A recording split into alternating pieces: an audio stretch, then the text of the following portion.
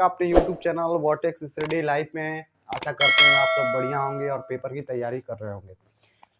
देखिए, आज का जो हमारा न्यू टॉपिक है वो फिजिक्स पे है। फिजिक्स पे एक इम्पोर्टेंट लेक्चर हमारा सोचे कि बना दे व्हीट स्टोन सेतु पे, क्योंकि व्हीट स्टोन सेतु पेपर में पूछता है।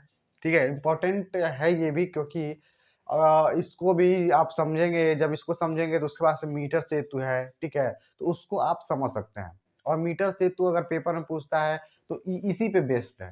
ठीक है, ये आप समझेंगे तभी आपको मीटर सेतु समझ में आएगा।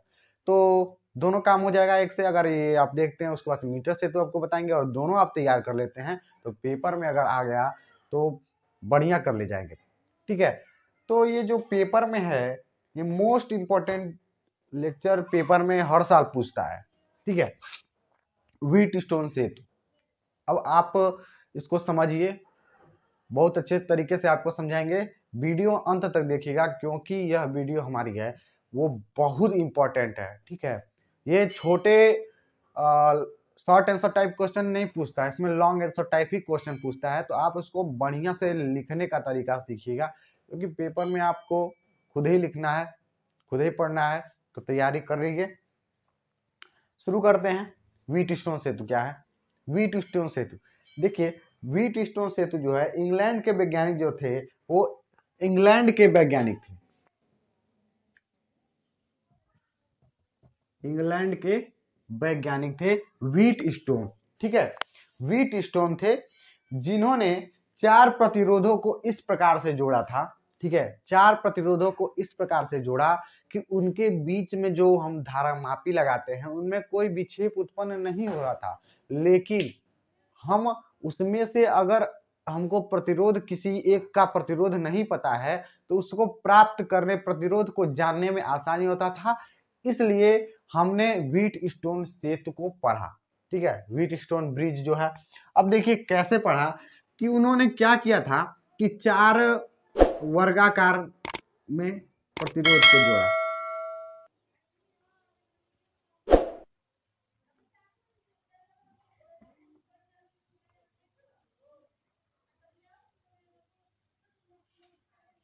और यहां पे उन्होंने गैल्वेनोमीटर लगा दिया था।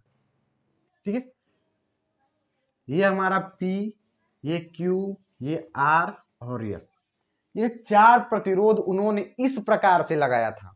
इस प्रकार से लगाया था, अगर इसका एक सिरा A और B, ये C और D, ये 4 सिरा है, तो A और B को किसी बैटरी से जोड़ दें। ठीक है, यहाँ पे एक कुंजी लगा देते हैं, कुंजी K1 है, और यहां पर भी एक कुंजी लगा देते हैं K2। ठीक है, इस प्रकार से इसको बैटरी से जोड़ा गया। इसका विद्युत वाहक बल E है। ध्यान से समझिएगा, इसको इस प्रकार से उस वैज्ञानिक ने जोड़ा कि अगर इसमें धारा फ्लो कराई जाए, ठीक है, इसमें धारा को फ्लो कराया जाए तो इस गैल्वेनोमीटर धारामापी में कोई भी विक्षेप उत्पन्न न हो। अर्थात अगर एरो का निशान सीधा है तो हमेशा सीधा रहे। ठीक है, इसको बोलते हैं विक्षेप उत्पन्न न होना। ठीक है, तो उसको इस प्रकार से, अगर इसमें विक्षेप उत्पन्न नहीं होता है तो हम यह कह सकते हैं कि यह जो हमारा सेतु बना हुआ है वह क्या है? संतुलित है। ठीक है, संतुलित है। तो क्या होता है कि वो 4 समान प्रतिरोध को जोड़ देते हैं आपस में, और प्रतिरोध को जब जोड़ते हैं तो इसमें विक्षेप उत्पन्न नहीं होता है। अब विक्षेप उत्पन्न नहीं होगा, उसके बाद से उन्होंने एक सूत्र दिया, P/Q = R/S। अब इस सूत्र से, यानी P/Q R/S, ठीक है, इस सूत्र से हमको अगर 3 प्रतिरोध दिया गया हो, कोई 3 प्रतिरोध हमको दिया गया है और चौथा प्रतिरोध ज्ञात करना है, तो हम आसानी से निकाल सकते हैं। यानी प्रतिरोध ज्ञात करने का यह एक तरीका था। ठीक है, इसी तरीके को हमने कहा व्हीट स्टोन सेतु। अब देखिए इसकी रचना और उसके बारे में हम उसके बारे में आपको इस स्क्रीन पे दिख रहा होगा, आपको स्क्रीन पर दिख रहा है, वहां से आप नोट कर सकते हैं। अब इसके बारे में कैसे यह प्राप्त होता है, यह कैसे प्राप्त होता है, उसके बारे में हम आपको बताएंगे। ठीक है, तो चैनल को सब्सक्राइब कर लीजिएगा, क्योंकि जितने भी हमारे मोस्ट इंपॉर्टेंट वीडियो आप तक तो पहुंचते रहेंगे। और देखिए कैसे इसको प्राप्त करते हैं, यह हमको प्राप्त करना है PYQRYS। ठीक है, कैसे प्राप्त करेंगे तो समझते हैं कैसे प्राप्त करेंगे। एक बढ़िया सा व्हीट स्टोन से तो बना लेते हैं हम।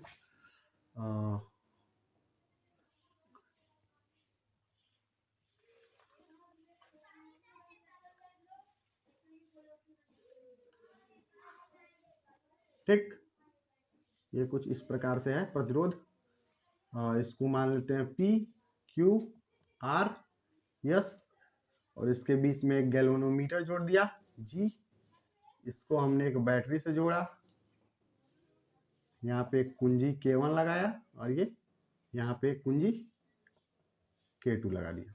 ठीक है, यह E है विद्युत वाहक बल, ये पॉजिटिव है, ये निगेटिव है। ठीक है, ध्यान से समझना इस चीज को कि जब हम इधर से धारा I1 देते हैं, I देते हैं, यहां तक तो आई जाएगी धारा। अब देखिए, आपको जब किरचॉफ का नियम बताया गया होगा, अगर वो वीडियो आप नहीं देखे हैं, किरचॉफ का नियम नहीं जानते हैं, तो डिस्क्रिप्शन में उसका लिंक देख देंगे, वहां से आप उस वीडियो को दोनों किरचॉफ के नियम के दोनों जो किरचॉफ का नियम है उन पे वीडियो हमने बना दिया है, उसको देख लीजिएगा, उसको आप समझेंगे तो यहाँ पे इसका सूत्र का निगमन आप आसानी से कर सकते हैं। ठीक है, कैसे करेंगे देखिए। अब देखिए, यहां से जब धारा आई गई तो यह दो भागों में विभाजित हो जाती है। ठीक है, यहां तक धारा आई, और ठीक यहां तक धारा आई थी, यहां से हमारी I1 और I2 में विभाजित हो गई। विभाजित होने के बाद क्या होता है कि धारा I1 ऊपर की तरफ गया और ये I2। अब यहां से I1 निकल जाती है। ठीक है, I1 ऊपर से होते हुए इधर से निकल जाती है, और फिर यहाँ पे धारा I होके आ जाती है। समझ रहे हैं आप? और ये I2 होते हुए ऐसे इधर से ऐसे जा रही है I2, और फिर इधर से I2 होते हुए निकल जा रही है, और इधर से I1 निकल जा रही है, निकल जा रही। अब होता क्या है इसमें, हमने धारा विभाजित तो कर दिया, इसके बाद से हम किरचॉफ का नियम पढ़े होंगे, तो उसमें हमको बंद पास का नियम बताया गया होगा। तो इसमें भी देखिए बंद पास 1 और बंद पास 2, दो बंद पास बनता है, इसमें दो बंद पास बनता है। अब बंद पास क्या कहता है कि हम इसको जिस प्रकार से मान लेते हैं, ये बंद पास हम ऐसे चल रहे हैं, ये भी बंद पास हम इस टाइप से चल रहे हैं, कुछ क्लॉकवाइज चल रहे हैं, घड़ी के दिशा के अनुसार चल रहे हैं। तो हम लिखते हैं, इसको ए मान लीजिए, इसको बी सी और डी, तो लिखते हैं त्रिभुज ए बी डी में बंद पास, बंद पास त्रिभुज एबीडी में क्या होता है। इसमें आप जब पढ़े होंगे किरचॉफ सेकंड नियम, तो लिखते हैं यहाँ पे किरचॉफ सेकंड नियम से क्या होता है, होगा ये कि I1 P minus I2 R is equal to. अब देखिए, इसमें हमारा विद्युत वाहक बल, इस बंद पास में कहीं आपको विद्युत वाहक बल तो दिख ही नहीं रहा है, विद्युत वाहक बल है लेकिन उस बंद पास में नहीं है, तो ये हमारा विद्युत वाहक बल 0, यानी है ही नहीं, तो हम लिखेंगे क्या। ठीक है, अब आपको ये समझ में नहीं आ रहा कि ये माइनस I2R कहां से आ गया, IP1 कहां से आ गया, तो किरचॉफ का सेकेंड लॉ पढ़िए। यहां पर भी हम बता देते हैं कि जिस तरफ से हम चल रहे हैं, ठीक है, तो बंद पास का नियम ये कहता है कि धारा और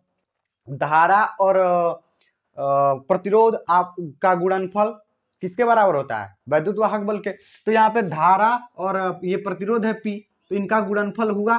ठीक है, अब आगे की तरफ जब हम बढ़ेंगे, इसमें आगे की तरफ, तो हम क्लॉकवाइज जा रहे थे, तो यह हम धारा की दिशा में ऐसे गए, यानी यह जो हमारा था, यह P था, ये I1 था, यानी क्लॉकवाइज गए और फिर से यही तो आ रहे थे, इस तरह से घूम जा रहे थे, ठीक।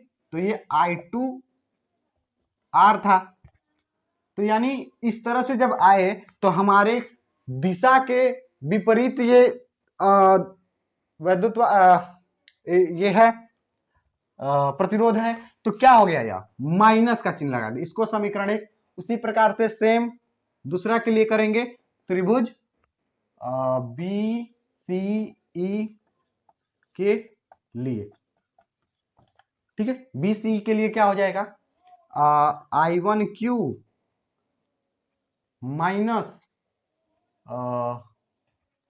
I2 यस इक्वल टू 0, समीकरण 2। ये आप समझ गए, समीकरण बना लिया। अब समीकरण बनाने के बाद क्या होता है, समीकरण बनाने के बाद हम क्या करते हैं, इसको अगर आप देखो, इसको आप देखो तो किस प्रकार से लिख सकते हो, I1P is equal to I2R, minus वाले को इधर पक्षांतर करेंगे तो I2R हो जाएगा। इसको हम समीकरण 2 बना लेते, एक बना लेते हैं, और यहाँ पे इसको समीकरण 2 न बना के I1Q equal to I2 yes बना, इसको समीकरण 2, ठीक है। अब समीकरण 1 भागा 2 कर देते हैं, समीकरण 1 भागा 2 भाग देंगे, और जब भाग देंगे तो क्या मिलेगा, यहाँ पे देखिएगा, ध्यान से देखिएगा, जब भाग देंगे तो I1P upon I1Q is equal to I2R I2 yes, I से I कैंसिल, ये I से I कैंसिल, यानी P by Q equal to R by yes, ये हमको प्राप्त हो जाता है। थोड़ा आपको डिफिकल्ट यहाँ पे होगा, इस चीज को समझने में आपको डिफिकल्ट होगा, तो उस वीडियो को देखिएगा, डिस्क्रिप्शन में उसका लिंक दे देंगे, क्योंकि यह इंपॉर्टेंट है, बहुत इंपॉर्टेंट है, बहुत जरूरी है।